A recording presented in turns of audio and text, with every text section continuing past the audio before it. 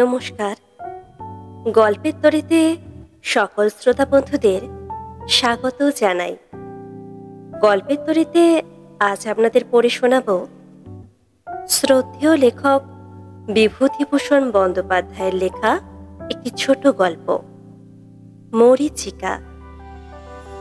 গল্প পাঠ কেমন লাগছে কমেন্টে অবশ্যই জানাবেন। ভালো লাগলে লাইক ও কমেন্ট করবেন। আরও একটি ভিন্ন স্বাদের গল্প শুনে নিতে চ্যানেলটিকে সাবস্ক্রাইব করে নেবেন। তাহলে শুনতে থাকুন আজকের গল্প, মরীচিকা।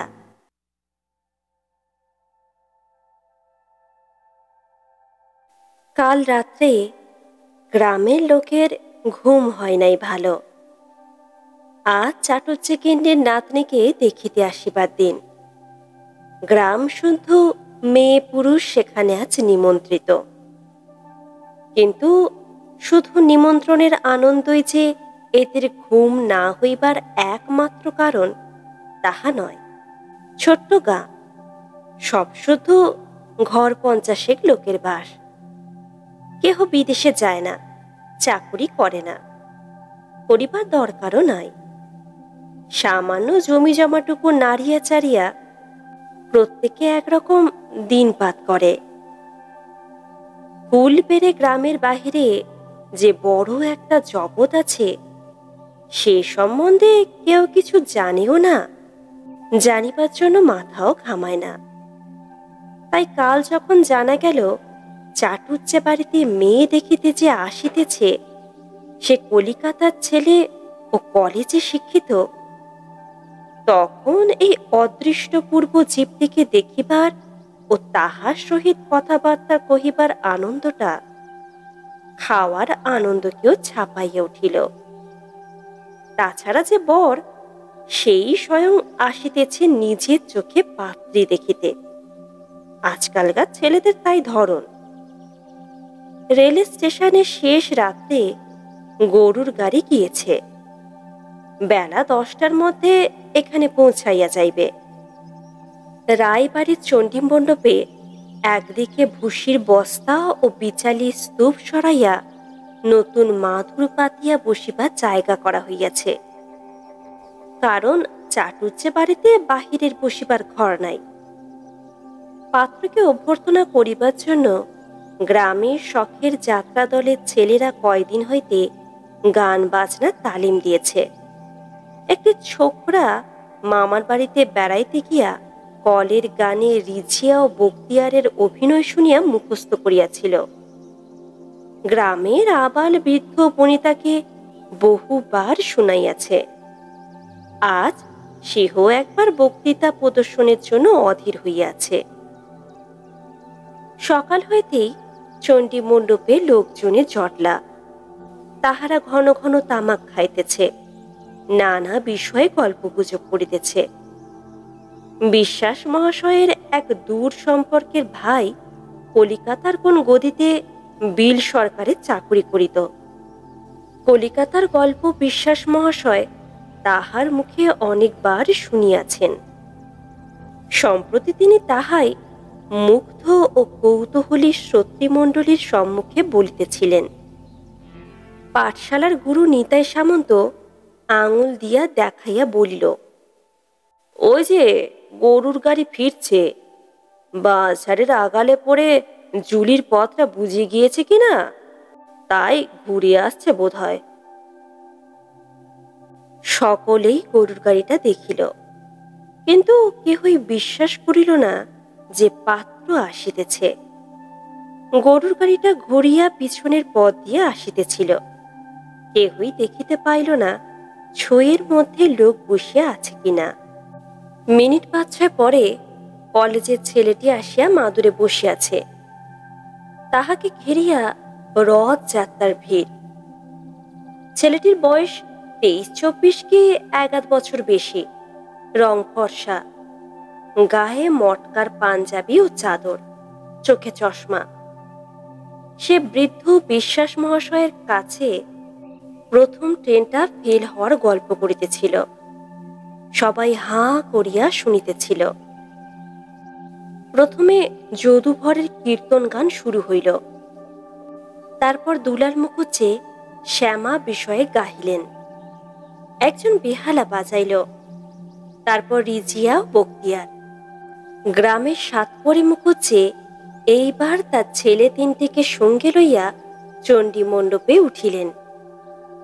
সাতপরি লেখাপড়া আদৌ জানেন না। গোলার ধানে সম্বৎসর চলিয়া যায়, সুতরাং চাকুরির ধারও ধারেন না। কিন্তু তার চোখ গান বাজনার দিকে। 5টি ছেলের একটিকেও লেখাপড়া শেখান নাই, গান বাজনা শিখেছেন। এবং যেসব গ্রাম্য মজলিসে অন্য সব গ্রাম হইতে 2-5 জন বাহিরের লোক আমদানি হয়, সেসব স্থানে ছেলে কয়টিকে সঙ্গে লইয়া একখানা কম দামি বেহালা হাতে সাতপরি গিয়া হাজির হন। এনে আসন গ্রহণ করিয়াই সেজ ছেলে বসন্তকে বলিলেন, বাবা, রজনের থলিটা আনতে ভুল হয়ে গিয়েছে, একবার দৌড়ে যাও তো বাড়ি, চালির মুড়োই তোলা আছে। বসন্ত অপ্রসন্ন মুখে পৈঠা দিয়া নামিয়া গেল। অন্য সময় হইলে সে বাবাকে 2 কথা শুনাইত, কিন্তু নবাগত শহরের শিক্ষিত ভদ্রলোকের সম্মুখে তাহার সাহসে কুলাইল না। গুণে বসন্তের ডাক না, আজকাল যা কীর্তন গায়, চমৎকার। রাসু অধিকারীর গাওনো তো শুনেছি ঘেটগাছির বারোয়ারিতে, তার চেয়ে কম নয়। আমার ছেলে বলে বলছি না পদ্মখুড়ো, তা নয়। রজনটা ফেলে এসে মুশকিল হলো কিনা শোনাচ্ছি একখানা, আসুক। পদ্মলোচন চক্রবর্তী গ্রামের পুরোহিত। তিনি গান বাজনা বিশেষ বোঝেন না, তবুও সাতপরীকে খুশি করবার জন্য বলিলেন, আহা, হীরের টুকরো ছেলে তোমার বসন্ত, ওর গলার শুনিনি আমি। কোজাগরি পুজোর দিনে মহিমদার বাড়িতে গাইলে, আহা, যেমনি গলা তেমনি তালবোধ। সাতপরি ছেলে তিনটিকে চারিদিকে বসাইয়া নিজে মধ্যে বসিলেন। ইতিমধ্যে রজন আসিয়াছিল, গান শুরু হইল। আর একটু ঠায়ে ধর বাবা বলিয়া সাতপরি গর্বিত হাসি মুখে ও প্রশংসমান দৃষ্টিতে কীর্তন গানরত পুত্রের দিকে একবার চাহিয়া আবার চারিধারে চাহিতে লাগিলেন। গান একে একে অনেকগুলি হইল। সাতপরি বড় ছেলেকে একবার ফরমায়েশ করিয়া বলেন, মানু, গা তো সেই ও গো শ্যাম গুণমণি। বড় ছেলে শেষ হইলে আবার সেই সেজ ছেলেকে ফরমায়েশ করিতেছিলেন, ধর দেখি বাবা, মম মানুষ সুখ পাখি, অনেকদিন শুনিনি তোর মুখে।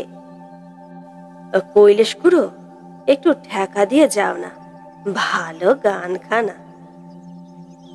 সাতপরি ছেলেদের লইয়া আসিবার পর আসরে আর কেউ আমল পান নাই।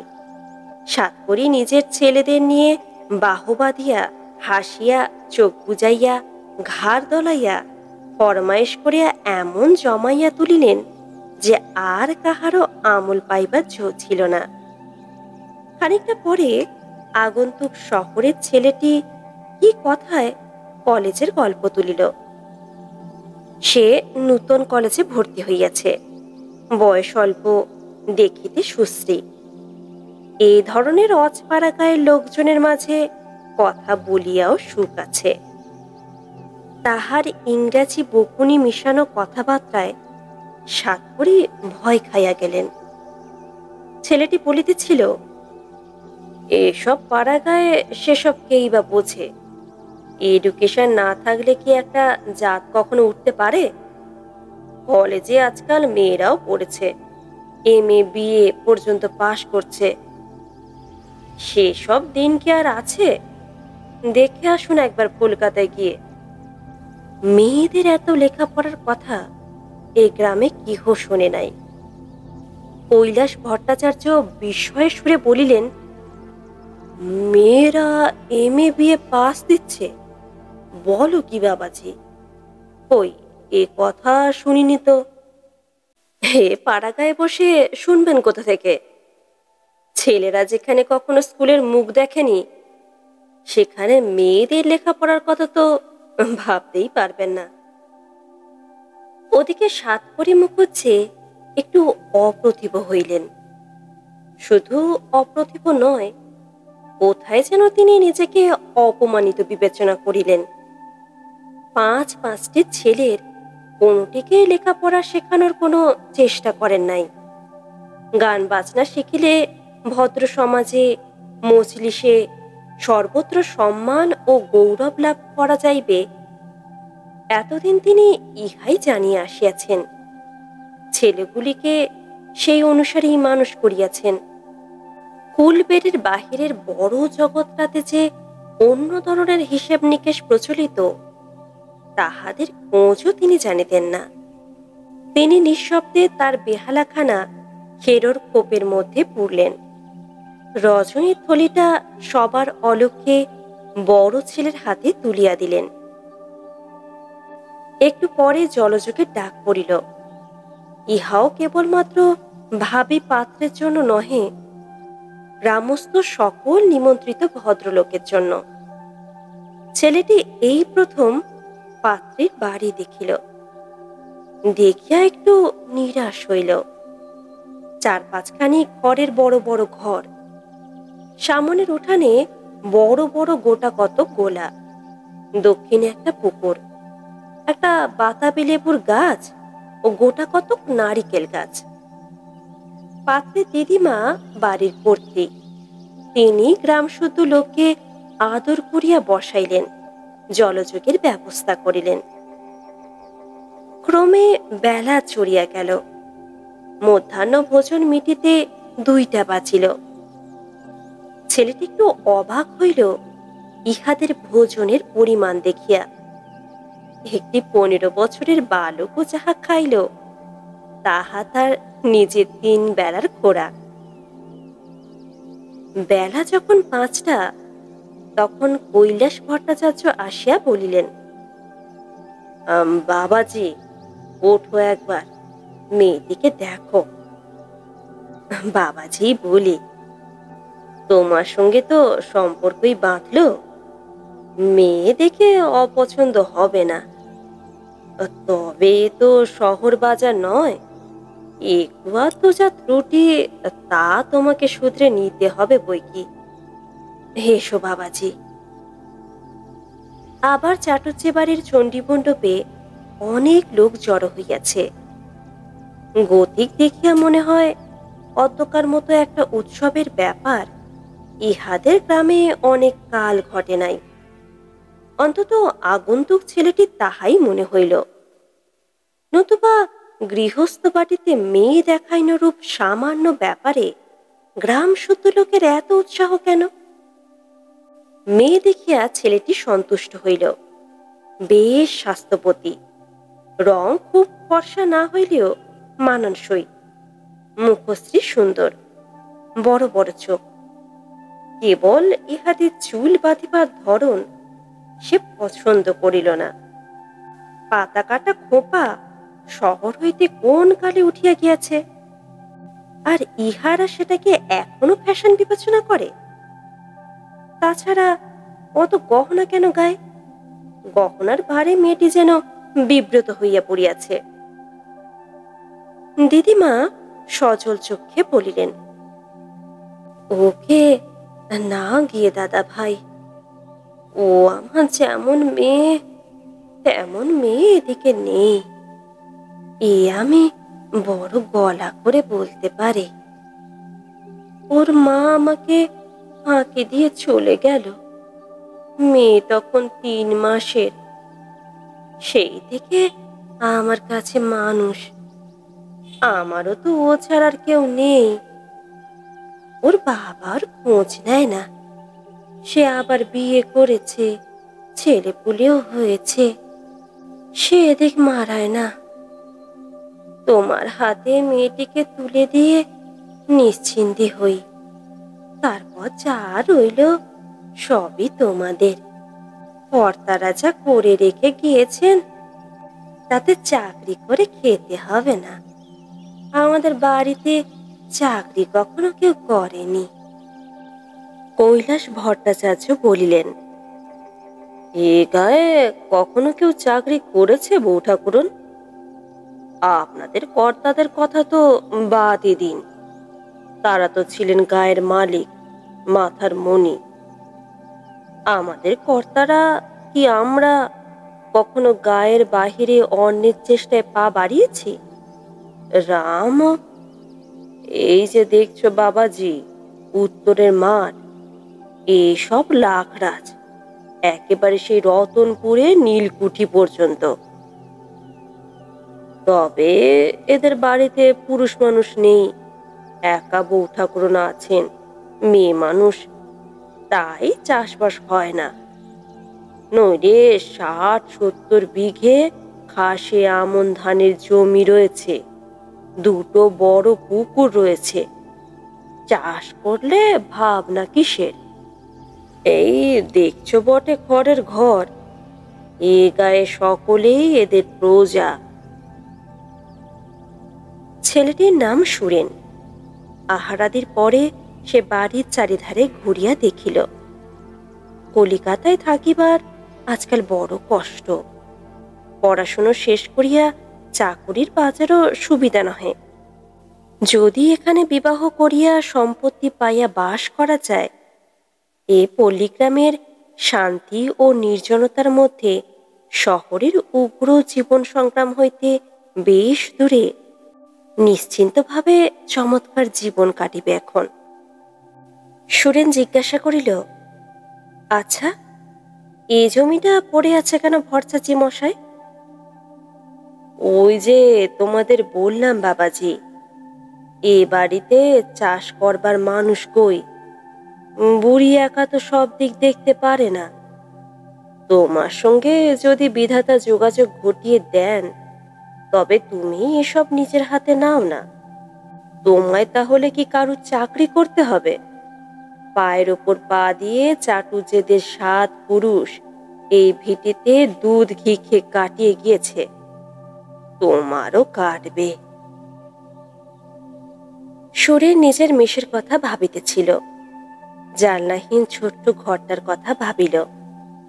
হাওয়া কোনো কালে খেলে না, গরমে অর্ধেক দিন রাত্রে ঘুম হয় না। এতটুকু এক টুকরা মাছ, বিস্বাদ ডাল, ততোধিক বিস্বাদ তরকারি, একদল লোক খাইয়া উঠিয়া গেলে তাহাদের উচ্ছিষ্ট ভালো করিয়া না ধুইয়াই তাহার উপর আর এক দল লোক খাইতে বসিয়া যায়। দেওয়ালের গায়ে আরশোলা চলাচল করে। সব কথা ভাবিয়া দেখিল। এখানে এই মুক্ত মাঠের ধারে স্বাধীন জীবন, নিজের লোকজন, নিজের হুকুম মতো লোককে খাটানো। সে দরিদ্র মধ্যবিত্ত ঘরের ছেলে, এসব তো তাহার কাছে স্বর্গের মতোই নাগালের বাহিরের জিনিস। মন্দ কি? আইন পাশ করিয়া কি হইবে? এই তো বেশ। মহা উৎসাহে সে ভট্টাচার্য মশাইকে বিষয় আশয় সংক্রান্ত আরো প্রশ্ন করিতে লাগিল। কলমের বাগানগুলো কোন দিকে? প্রত্যেকটাতে কতগুলো করিয়া গাছ? পুকুরগুলো কি মাছ ছাড়িবার উপযুক্ত আছে? বেলা খুব পড়িয়া আসিয়াছে। নিকটের বিলের ধার হইতে চড়িয়া গরুর দল কর্মাক্ত গায়ে বাড়ি ফিরিতেছিল। শান্ত হাওয়ায় তালগাছে বাবুই পাখির বাসা দুলিতেছে ও শুকনো তালপাতার খড়মড় শব্দ হইতেছে। সুরেন একা একটু বেড়াইবার জন্য দক্ষিণের মাঠের রাস্তাটা ধরিল। কৈলাস ভট্টাচার্য এবার সঙ্গে সঙ্গে আসেন এটা সে চায় না, কিন্তু ভট্টাচার্য মশাই ঘোষ গল্পের শ্রোতাকে অত সহজে ছাড়িয়ে দিতে রাজি নহেন। তিনিও সঙ্গে সঙ্গে চলিলেন।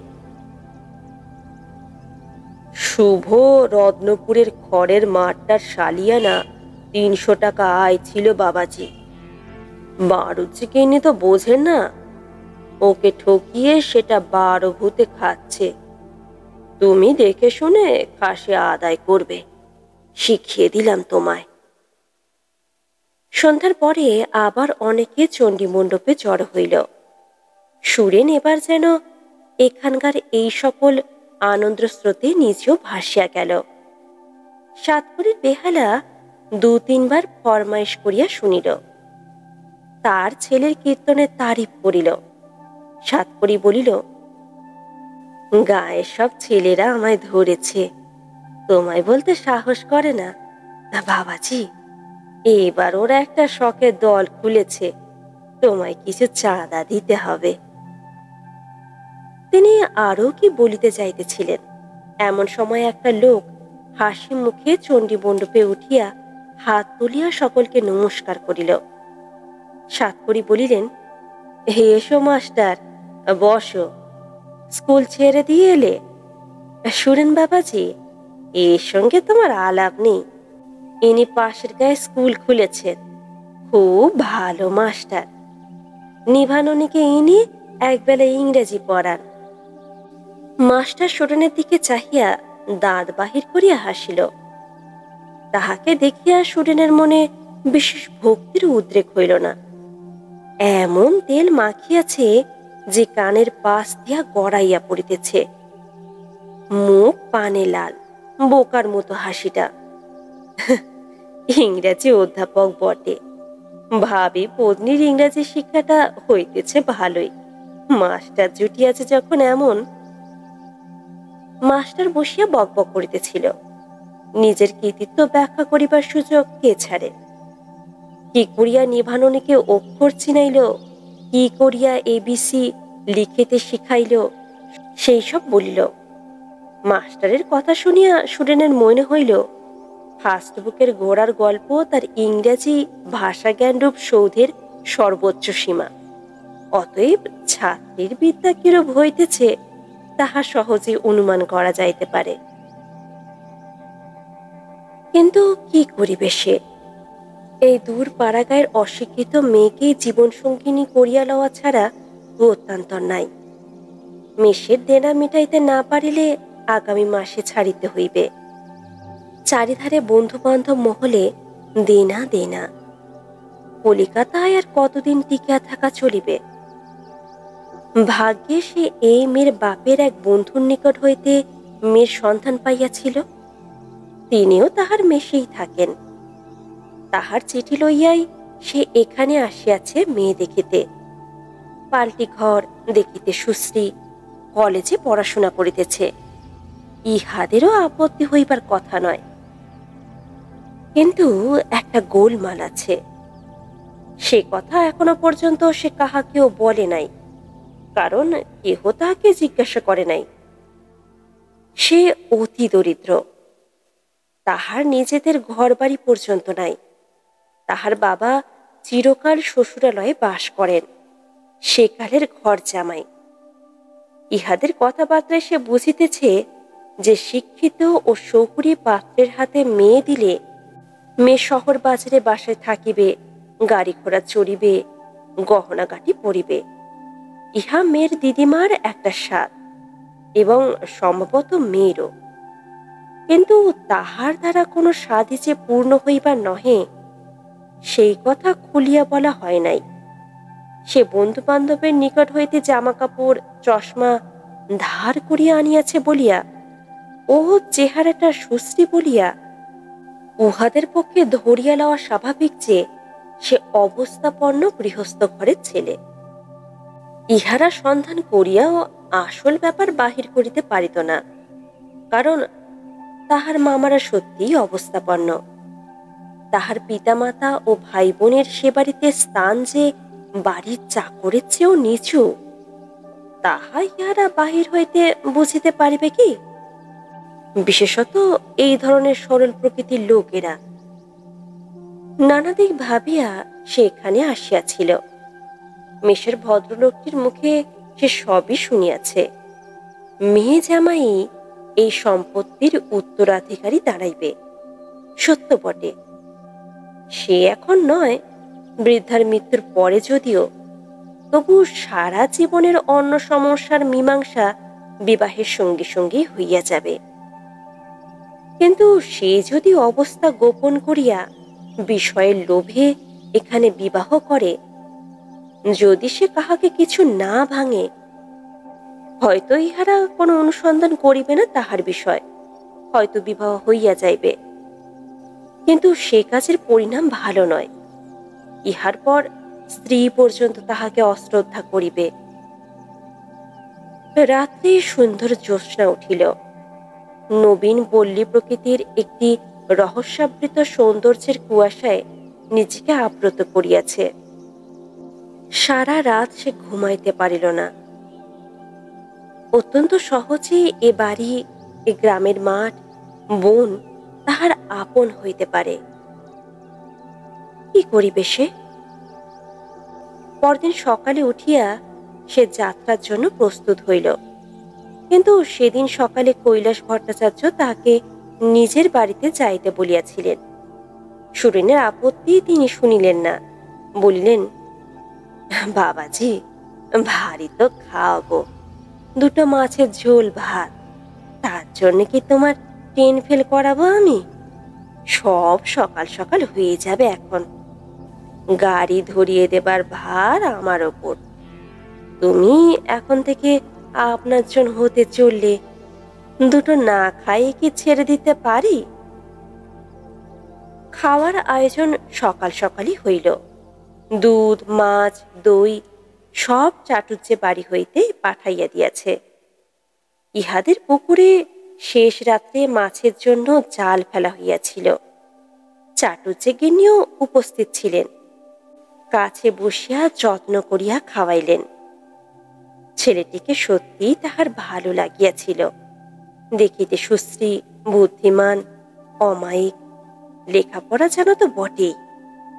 নিভাননের অদৃষ্টে এখন এমন বর জুটিলে তো এমন কপাল কি সে করিয়াছে? গরুর গাড়িতে উঠিবার সময় তিনি পথে খাইবার জন্য গাড়িতে ডাব, পেঁপে ও আম তুলিয়া দিলেন। বাড়ির একজন চাকর সুরনকে জিনিসপত্র সমেত ট্রেনে তুলিয়া দিতে যাইবে ঠিক হইল। চাটুজ্জেকে নিয়ে সুরেনের হাত দুটি ধরিয়া বলিলেন, দাদা ভাই, এ কাজ যাতে বৈশাখ মাসের মধ্যেই হয় তা তোমাকে করতেই হবে। নিভাননীকে তোমায় নিতেই হবে। দেখে শুনে তো সবই গেলে তোমার বাবাকে গিয়ে পাঠিয়ে দিও। এসে মেয়ে আশীর্বাদ যেন করে যান। আমি কথা দিয়ে যাও যে এতে তোমার অমত নেই। গিয়ে পত্র দিও দাদা। সুরেন চলিয়া গেলে দিন কত গ্রামে তাহার সম্বন্ধে আলোচনা চলিল। এক সাতকড়ি ছাড়া অন্য সবাই ছেলেটিকে খুব পছন্দ করিয়াছে। কৈলাস ভট্টাচার্য তো সকলের কাছে তাহার শত মুখে প্রশংসা করিয়া বেড়াইলেন। এক একদিন করিয়া সপ্তাহখানেক কাটিয়া গেল। সুরেনের কোনো পত্র বা সংবাদ কিছুই আসিল না। চাটুজ্জেকে নিয়ে অত্যন্ত ব্যস্ত হইয়া উঠিলেন।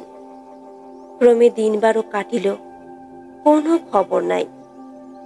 চাটুজ্জেকে নিয়ে সুরেনের ঠিকানায় কৈলাস ভট্টাচার্যকে দিয়া লিখাইয়া রেজিস্ট্রি পত্র দিলেন। আরও দিন কাটিল, সে পত্রের কোনো জবাব আসিল না। চাটুজ্জেকে নিয়ে কৈলাস ভট্টাচার্যের কাছে আসিয়া কাঁদিয়া পড়িলেন। কৈলাসের নিজের বড় ছেলে রাম পাশের গ্রামের নবীন কাপালির সঙ্গে দিন কতক আগে কাঁঠালের ব্যবসা করিয়াছিল। বার দিনে কাঁঠালের চালান লইয়া কলিকাতায় গিয়াছিল। সুতরাং তাহাকেই সুরেনের বাসার ঠিকানা দিয়া কলিকাতা পাঠানো হইল। 3 দিন পরে রাম ফিরিল।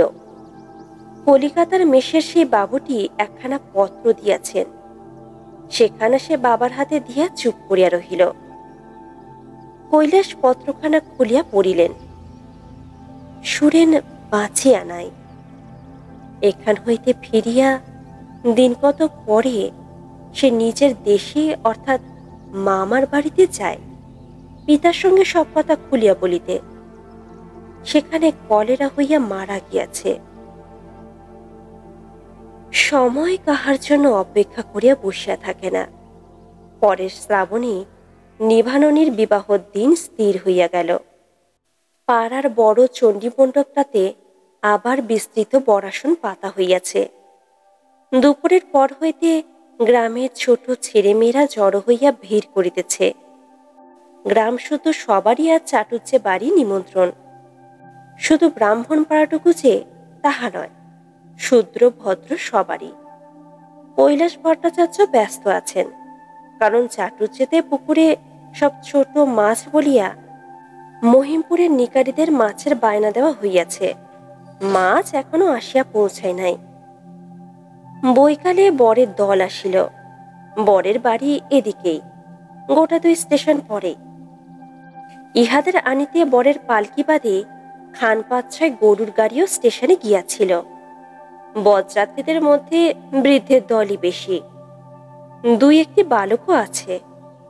মেয়েরা চণ্ডীমণ্ডপের সামনে পথের ধারে বরকে অভ্যর্থনা করিবার জন্য ভিড় করিয়া দাঁড়াইয়াছিল।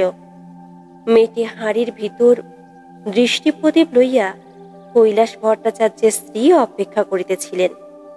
চাটুজ্জেকে নিয়ে একটু পিছনে দাঁড়িয়াছিলেন। বরের পালকি পাকুড় তলায় নামিল। বর পালকি হইতে বাহির হইল। বরকে এ পর্যন্ত এখানকার কেহ দেখে নাই। বরের জ্যাঠামশাই আসিয়া সব ঠিকঠাক করিয়া গিয়াছিলেন। বয়স 40-এর কাছাকাছি হইবে। দোজ পক্ষে বিবাহ করিতেছে, এবং খুব ফর্সা না হইলেও কালো নয়, বেশ স্বাস্থ্য। মাথার সামনের দিকে একটা ছোট্ট টাক। চাটুজ্জেকে নিয়ে অনেকক্ষণ ইহাতে এক দৃষ্টিতে পালকির দিকে চাহিয়াছিলেন। ঝি বৌরা উলু দিয়া কলরব করিয়া উঠিলে তাহার যেন চমক ভাঙিল। তিনি তো জানিতেন সুরেন আসিতেছে না, আসিতে পারে না। তবু পালকি হইতে সুরেনের পরিবর্তে ইহাকে আসিতে দেখিয়া তিনি নিরাশ হইলেন কেন, কে জানে। গল্পটি এই পর্যন্ত সমাপ্ত হইল। আপনারা শুনছিলেন বিভূতিভূষণ বন্দ্যোপাধ্যায়ের লেখা গল্প মরীচিকা। আরও একটি ভিন্ন স্বাদের গল্প নিয়ে আপনাদের সামনে খুব শীঘ্রই হাজির হব। ততক্ষণের জন্য সবাই ভালো থাকবেন, সুস্থ থাকবেন। ধন্যবাদ।